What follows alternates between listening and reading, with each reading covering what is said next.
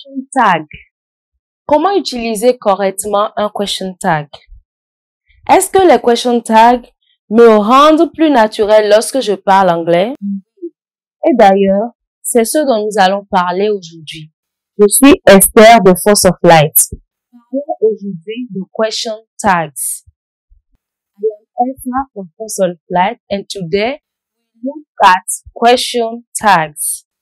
Nous verrons la structure grammaticale en premier lieu, pourquoi nous utilisons les tags et enfin, nous parlerons de l'intonation. Commençons. 1. It's so hot today, isn't it? Il fait si chaud aujourd'hui, non? Numéro 2. Tomorrow we have that presentation, don't we? Demain, nous avons cette présentation, n'est-ce pas? Numéro 3. You don't like cats, do you? Tu n'aimes pas le chat, n'est-ce pas? Dans toutes ces phrases, isn't it, don't we, do you, sont les question tags. À l'écrit, ils sont séparés par une virgule. Parlons maintenant de la formation. Déclaration positive qui entraîne un question tag négatif. Nous pouvons voir dans l'exemple numéro 1. It is qui entraîne isn't it. Déclaration négative qui entraîne un question tag positif. Comme dans l'exemple numéro 3. Don't like qui entraîne mais attention. Dans une phrase interrogative, on n'utilise pas un question tag. Exemple. Do you play football? Do you? Ce n'est pas correct. Règle numéro 1. Commençons avec be. Be est le verbe le plus courant en anglais. Am, are, is, was, were sont les formes de be. Formation. Tag. Be dans la déclaration entraîne be dans le question tag. Exemple. Numéro 1. It is cold today, isn't it? Il fait froid aujourd'hui, non? Numéro 2. These apples are really delicious, aren't they? Ces pommes sont vraiment délicieuses, n'est-ce pas? Numéro 3. That restaurant was not very good, was it? Ce restaurant n'était pas très bon, n'est-ce pas?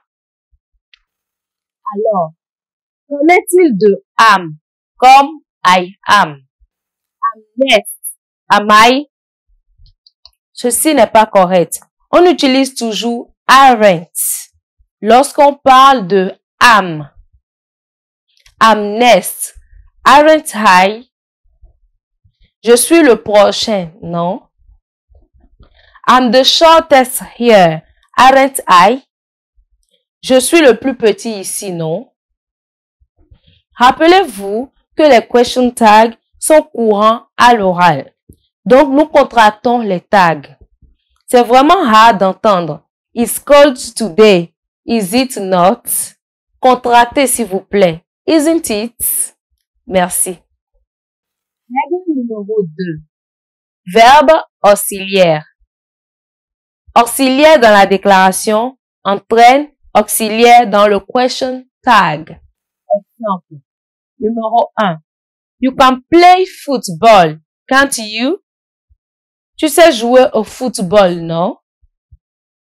Ici, play est le verbe principal et can est le verbe auxiliaire. Alors, on utilise can dans le question tag. Numéro 2. You are working late tonight, aren't you? Vous travaillez tard ce soir, n'est-ce pas? Ici, working est le verbe principal et are est le verbe auxiliaire. Alors, on utilise are dans le question tag. Numéro 3. We haven't seen John and Johan in ages. Have we? Nous n'avons pas vu John et Johan depuis des siècles, n'est-ce pas? Seen est le verbe principal et have est le verbe auxiliaire. Alors, on utilise have dans le question tag. Règle numéro 3. Do, does, did. Prosper plays rugby. Prosper joue au rugby. Ici, il n'y a ni be, ni auxiliaire, mais uniquement le verbe plays. Dans ces cas d'espèce, nous utilisons do, does ou did. Alors, nous avons numéro 1. Prosper plays rugby. Doesn't he? Prosper joue au rugby, non? Numéro 2. Your parents live in South Africa, don't they? Tes parents vivent en Afrique du Sud, n'est-ce pas? Faisons maintenant un petit récapitulatif. Dans la déclaration entraîne dans le question tag. Auxiliaire dans la déclaration entraîne auxiliaire dans le question tag. Pas de be, pas d'auxiliaire, on utilise do, does et did. Règle numéro 4. L'impératif. Will you? Viens ici, tu veux? Close the door, will you? Ferme la porte, tu veux? Passons maintenant à la prononciation. Alors, la prononciation, c'est la façon dont votre voix change lorsque vous parlez.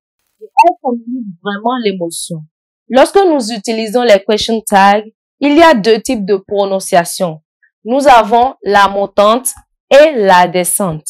Nous utilisons la montante lorsque nous posons une question car nous avons besoin d'informations sur un sujet. Lorsque la prononciation descend ou baisse, nous confirmons une information.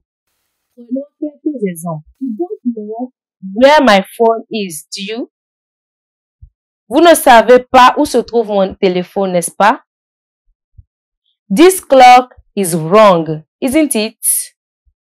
Cette horloge est erronée, n'est-ce pas? You've been to Nigeria, haven't you? Vous êtes allé au Nigeria, n'est-ce pas? Vous pouvez entendre ici dans ces exemples que les tons montent à la fin car je ne suis pas sûre de la chose. Je pose donc une question. Si je ne cherche pas une information, mais que je la confirme juste alors, le ton descend. Exemple. It's cold today, isn't it?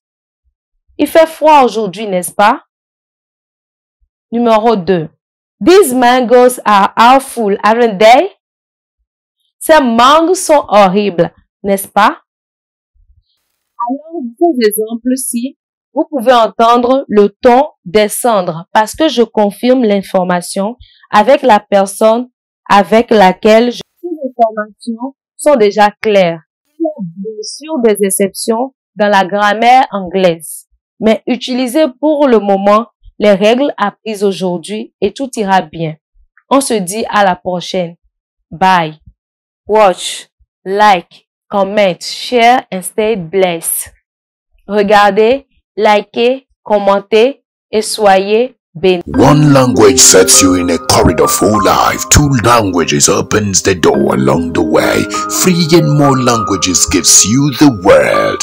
Loué, loué, loué, loué, loué, Jésus, loué, loué, loué, loué, loué, loué, loué, Jésus, loué, loué. Yeah. I am Samis Trixie, a gospel artist. I am here to enjoin you to join First of Life Education Linguistic Center to learn French. I trust you will enjoy it. Hurry up and register now.